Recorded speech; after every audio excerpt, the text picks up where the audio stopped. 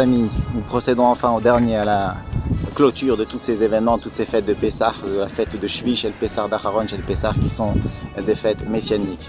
Et nous traversons actuellement un jour un petit peu compliqué parce qu'on se dit, bon bah voilà, nous attendions à la présence, à la venue du Mashiach. Acharon Shel Pessah, c'était le jour le plus propice pour la venue du Mashiach. Et puis voilà encore un jour propice qui passe et puis le Mashiach n'est toujours pas là. Chers amis, que l'on se dise bien les choses. Sachez que dans les mots du Rabbi, Mashiach est là.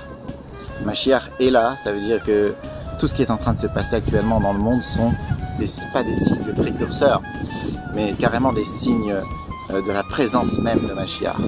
Le fait que l'on puisse parler actuellement à travers un morceau de verre, un morceau de fer, de ferrage, je ne sais pas quel métal, et que ces paroles de Torah puissent aller d'un bout à l'autre du monde, ça c'est un signe de Mashiach, comme il est écrit Umala Haaretz Dea et Hashem.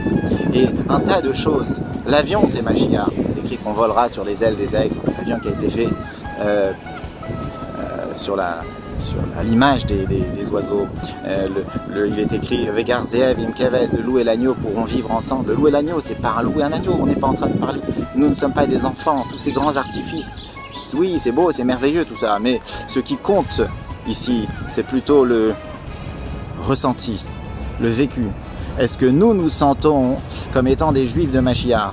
Est-ce qu'on se sent prêt? Est-ce qu'on se sent pur? Est-ce que nous nous sommes purifiés après tout ce que l'on a vécu et tout ce qu'on a vu autour de nous? Est-ce que nous nous sommes purifiés? Alors oui, si on ressent une forme d'élévation, eh bien c'est qu'on est en train de nous préparer à Mashiach. C'est ça Mashiach, on est en train de se messianiser. Eh bien, je vous souhaite à tous, voilà, en ce Shabbat, c'est Shabbat Parashat Shmini. Shmini, c'est la clôture de toutes ces fêtes. Et puis Shmini, ça veut dire le huitième. Le huitième, c'est celui qui dépasse toutes les règles de la norme, même celle du Acharon Shel Pessah. Ça veut dire qu'on dépasse, on va dépasser Acharon Shel Pessah.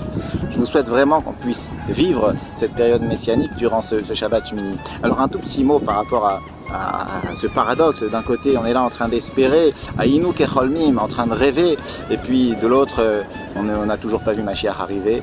Alors en deux mots, un juif c'est un rêveur en plein jour, un rêveur du jour, les yeux grands ouverts.